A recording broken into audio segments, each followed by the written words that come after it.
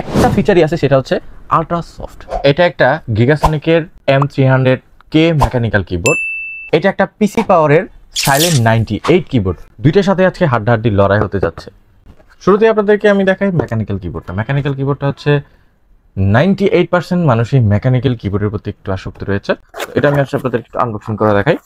শুধু কিবোর্ডই আছে, তাছাড়া এটার ভিতরে আর কিছু নাই। তো কিবোর্ডটি নিয়ে যদি বলতে চাই তাহলে মেকানিক্যাল যে সিস্টেমগুলো সুইচগুলো উঠে ফেলানো যায়, তাহলে আপনি সুইচগুলো উঠে ফেলে ক্লিন করতে পারবেন, এটা সুবিধা আছে।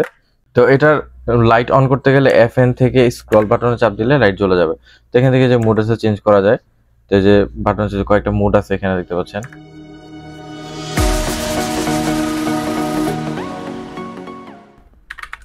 ভালোই, মানে যারা মেকানিক্যাল পছন্দ করেন তাদেরকে আসলে লো বাজেটের মধ্যে এই কিবোর্ডটা সাজেস্ট করব।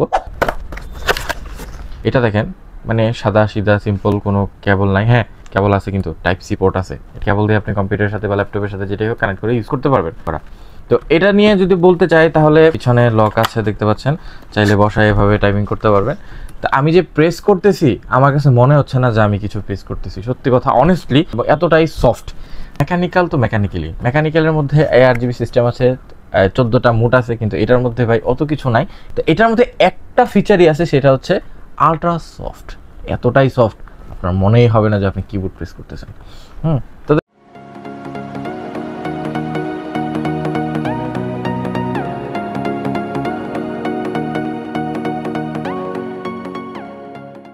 যদি আমাকে বলেন তাহলে পিসি পাওয়ারের কিবোর্ডটা আমার কাছে সব থেকে বেশি ভালো লাগছে। আর মেকানিক্যাল তো ভাই মেকানিক্যালি, যারা মেকানিক্যাল নিতে চান তাদেরকে কিছু বলবো না। নতুন আরও কোনো ভিডিও যদি আপনি পেতে চান তাহলে চ্যানেলটিকে সাবস্ক্রাইব করে রাখুন।